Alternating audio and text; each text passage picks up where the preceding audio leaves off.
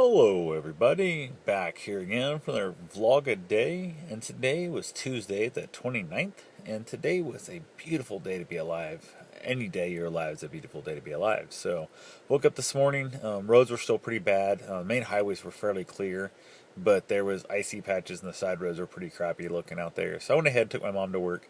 I got a four-wheel drive truck. She has a crappy old New Yorker and with decent tires, but they're not snow tires. So definitely she doesn't like driving this kind of stuff, and it's not going to really hurt me to go out driving. So went ahead, took her in, and I told her remind me before I pick you up. You got in the truck to grab the gas can because I was out of gas for my lawnmower slash snowplow, and I wanted to fill it up so I could finish plowing out the driveways and help out my neighbor and whatnot that's off to the VA today to have surgery. And I wanted to have his driveway cleared out and his sidewalk cleared off best I could with a plow. I wasn't going to be out there to shovel because his son could finish it up when he gets home, but I wanted to do the major part of it kind of thing for him just as a friendly neighbor thing. So went ahead, dropped her off at work, and headed home and realized I forgot the damn gas can. So went back to the house, got the gas can. Not really that big a deal. It's a mile or two out of the way, so it's just more of the nuisance. Getting in and out of the truck and that. Grabbed the dog, went and got gas stuff, came back. Went straight away into plowing. I went ahead and left my truck out in the street so I'd have more room to clean out my own drive. I cleaned out both my north and south driveways. I've got multiple driveways there, which is just always kind of a pain in the butt. And I tell myself, if I don't get rid of the snow now, it might stay cold the rest of the year, and it's going to keep getting worse and worse. So I'm big on once I start getting any snow at all, I push it as far away as I can get, because you never know. I've had years where snow has been piled up and it never melts off, so you end up with issues there. So got them all cleaned out best I could. Headed over to my neighbor's house. Actually, the neighbor up the road was out there trying to shovel out where the street plow had plowed him in.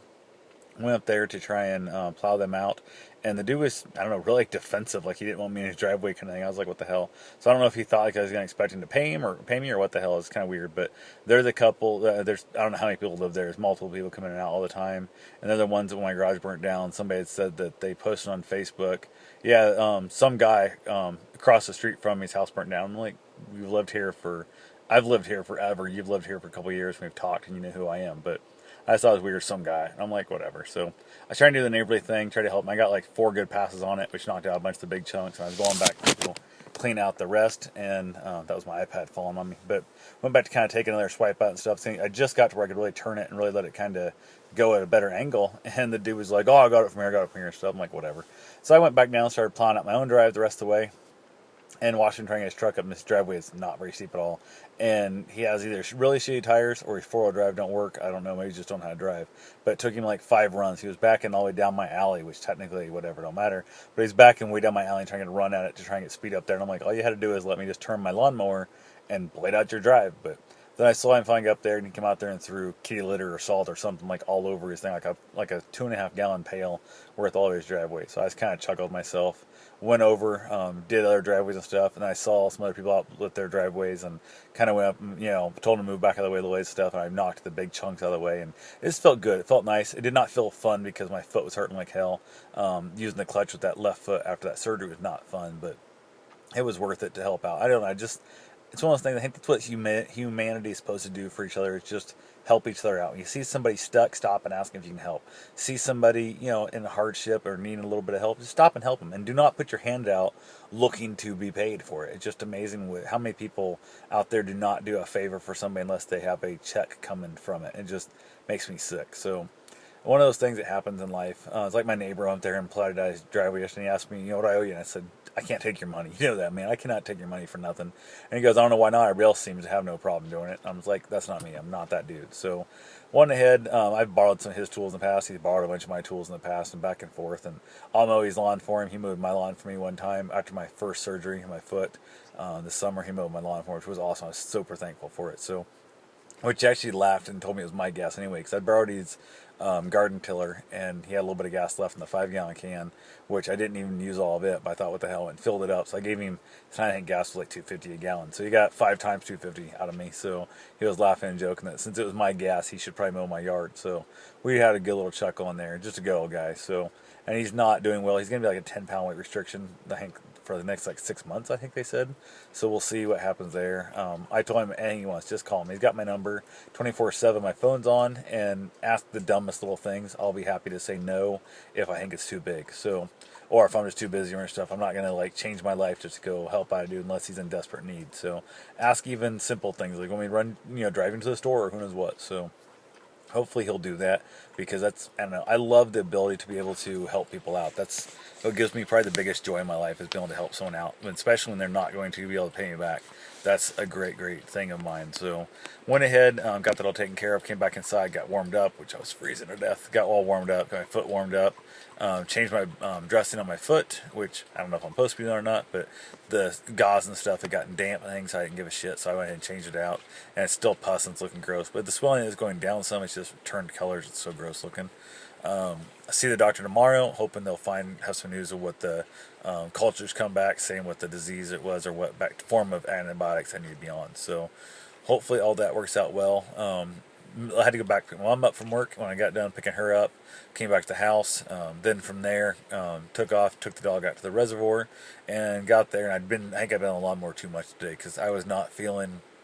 I was normally been doing a 1.48 mile loop around the lower res on crutches, and I wasn't feeling that today. So it might have also been that, and the fact that I decided to stop taking pain pills last night. So I was rolling on full pain at that point, because of the fact that I realized I've been so doped that my mind hasn't been sharp, my mind has not been thinking right, but mostly I can't tell where the pain really is in my foot. And when I'm always just constantly on the drugs, I can't pinpoint the injuries and whatnot. So went ahead and came off all that, all my narcotics, and it kind of sucked. So it was kind of a rough day there. But I went out there, and also, like I said, my feet were cold from being out there pushing snow probably 3 hours. I was pushing snow.